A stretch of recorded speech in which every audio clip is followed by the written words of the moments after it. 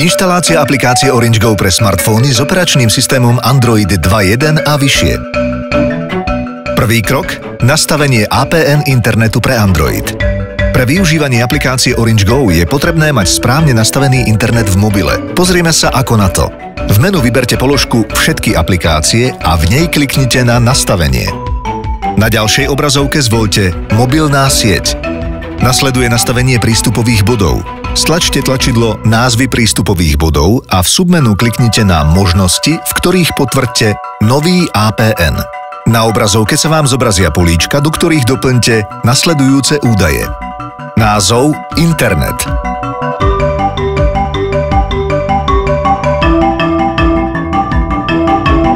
Názov prístupového bodu Internet.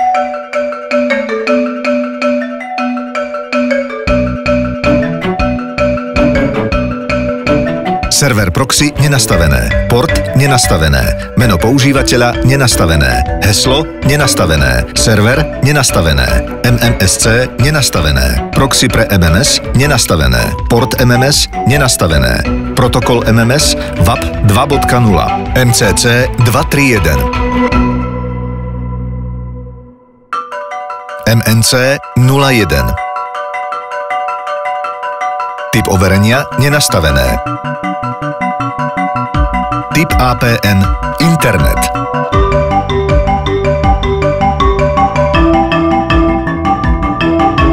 Po ich vyplnení je potrebné zmeny uložiť. Jednoducho na telefóne vyvolajte podmenu a v možnostiach zvoľte Uložiť. Úplnosť aktivácie je označená zeleným bodom napravo od profilu Internet. Ak nie je označený, kliknutím na ňo aktivujete.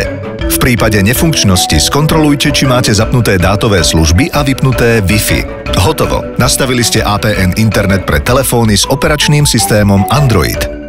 Druhý krok – vytvorenie Google účtu cez Android Market alebo obchod Play. Aby ste si mohli aplikáciu Orange Go stiahnuť do svojho smartfónu, najskôr si musíte založiť Google účet. Je to veľmi jednoduché. Pozrime sa ako na to. V submenu si vyberte všetky aplikácie a v nich kliknite na Market alebo obchod Play. Ak už Google účet máte, kliknite na Existujúci. Ak ešte Google účet nemáte, kliknite na Nový.